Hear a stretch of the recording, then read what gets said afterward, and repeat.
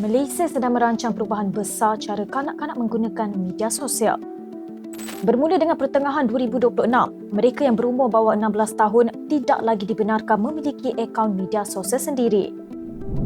Namun ini bukan larangan sepenuhnya. Kanak-kanak masih boleh menggunakan media sosial, tetapi hanya melalui akaun yang diurus atau dipantau oleh ibu bapa. Jadi kenapa Malaysia lakukan ini sekarang? Sebahagian dorongan datang daripada Australia, negara pertama melaksanakan sekatan media sosial bawah 16 tahun pada Disember 2025. Model ini dikenali sebagai tangguh, bukan larang. Akaun kanak-kanak tidak dipadam tetapi dikuarantinkan sehingga mencapai had umur yang ditetapkan. Malaysia dilihat ingin mengambil pendekatan serupa tetapi dengan penekanan kepada pengawasan ibu bapa. Sebabnya jelas, kanak-kanak berdepan risiko sebenar di internet seperti buli cyber, kandungan memudaratkan, gangguan orang tidak dikenali, eksploitasi seksual dan penipuan. Dari Januari hingga November 2025, rakyat Malaysia kerugian sekitar 2.7 bilion ringgit akibat penipuan dalam talian. Dalam satu operasi berasingan pada September tahun sama, pihak berkuasa merampas hampir 900,000 bahan eksploitasi seksual kanak-kanak. Selain itu, dari 2022 hingga awal 2026, lebih 1,500 permintaan dibuat untuk membuang kandungan yang melibatkan kanak-kanak.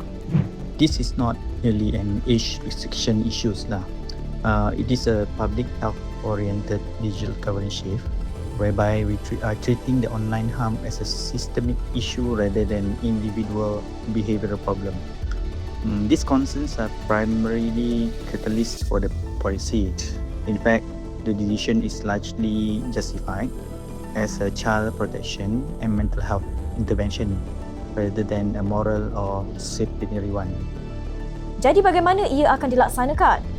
Pakar Keselamatan Cyber M. Selva Kumar dari Universiti Sains Malaysia berkata, akaun kanak-kanak mungkin akan dikaitkan dengan identiti ibu bapa yang disahkan.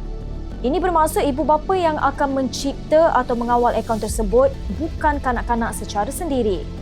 The child's account is essentially delegated by a verified adult rather than independently created. The ban could include restrictions to only approved contacts and messages and monitoring of usage. However, its effectiveness will depend largely on parental involvement. Persoalannya, bagaimana untuk mengesahkan seseorang bawah usia 16 tahun? Malaysia dijangka menggunakan sistem seperti My Digital ID dan eKYC melalui MyCard. The eKYC using MyCard is the most immediately feasible route for Malaysian users, since MyCard is near universally held. Namun masih ada persoalan seperti pematuhan oleh platform dan pelaksanaan merentasi aplikasi berbeza. Di bawah Akta Keselamatan dalam Talian 2025, platform sudah diwajibkan melindungi pengguna, terutama kanak-kanak daripada interaksi dan kandungan memudaratkan. Undang-undang ini memperkenalkan tanggungjawab khusus kepada platform yang memapar atau mengedarkan kandungan yang dihasilkan pengguna dengan keselamatan kanak-kanak sebagai terasa utama kerangka baru ini.